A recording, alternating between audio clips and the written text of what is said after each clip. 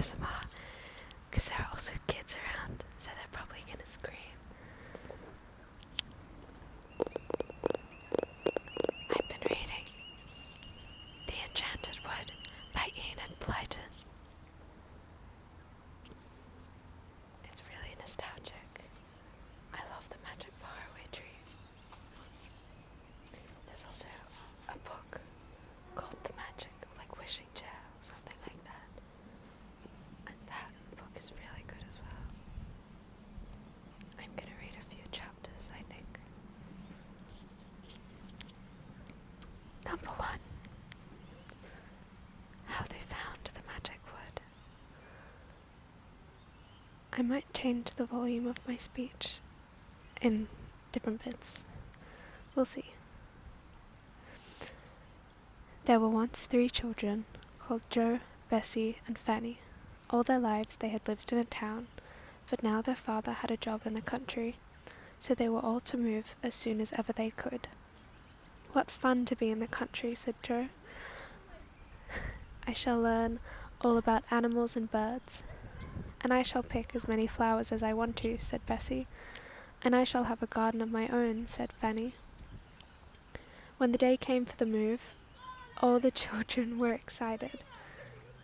A small van came to their door, and 2 men helped their father and mother to pile everything into it. When it was full, the van drove away, and the children put on their coats and hats to go with their father and mother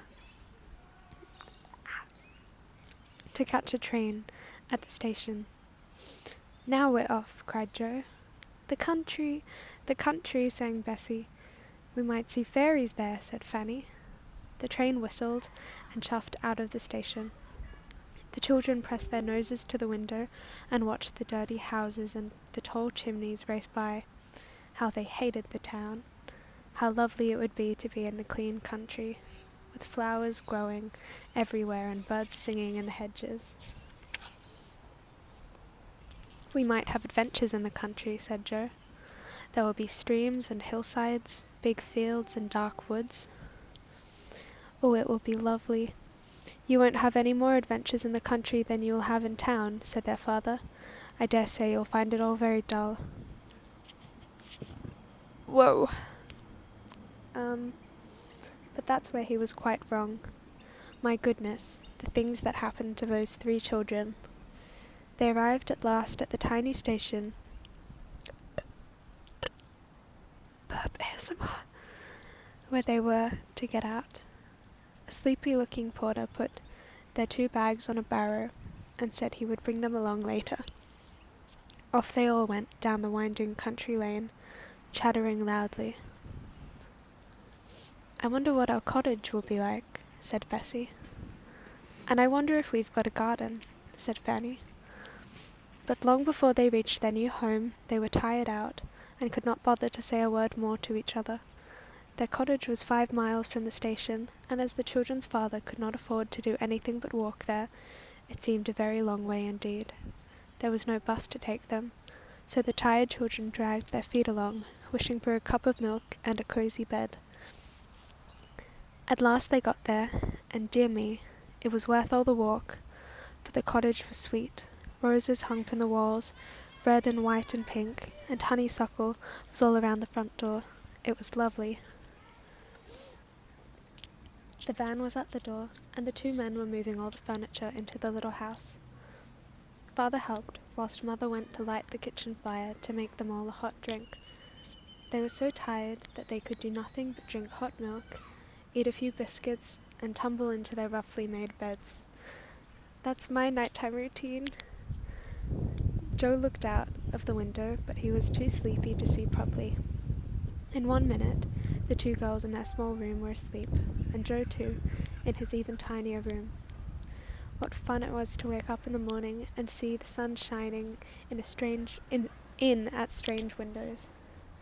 It didn't take Jo, Bessie, and Fanny very long to dress. Then they were out in the little garden, running through the grass that had grown so long, and smelling the roses that grew all around. Mother cooked eggs for them, and they ate their breakfast hungrily. It's lovely to be in the country, said Jo. looking out of the window to the faraway hills. "We can grow vegetables in the garden," said Bessie. "There will be glorious walks all around," said Fanny. That day, everyone helped to get the little house straight and tidy. Father was going to work the next day. Mother hoped there would be someone to give her washing to do. Then she would make enough money to buy a few hens. That would be lovely. "I shall collect the eggs each morning and evening," said Fanny happily. "Let's go out and see what the country round us is like," said Joe. "Can you spare us for an hour, Mother?" "Yes. Run along," said Mother. So off the 3 children went, out of the tiny white front gate and into the lane. They explored all round about. They ran across a field where pink clover was full of bees. They paddled in a small brown stream that chattered away to itself under the willow trees in the sunshine. And then they suddenly came to the wood. It was not far from their cottage at the back. It looked quite an ordinary wood, except that the trees were a darker green than usual. A narrow ditch separated the wood from the overgrown lane.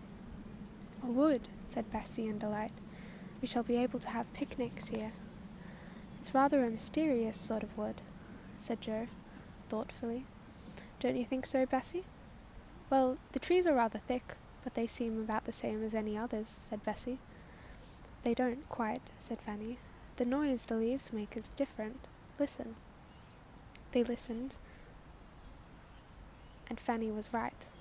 The leaves of the trees in the wood did not rustle in quite the same way as the other trees nearby did. "It's almost as if they were really talking to one another," said Bessie, "whispering secrets, real secrets that we just can't understand." "It's a magic wood," said Fanny suddenly. Nobody said anything. They stood and listened. "Wish, a wish, a wish, a wish, a wish," said the trees in the wood.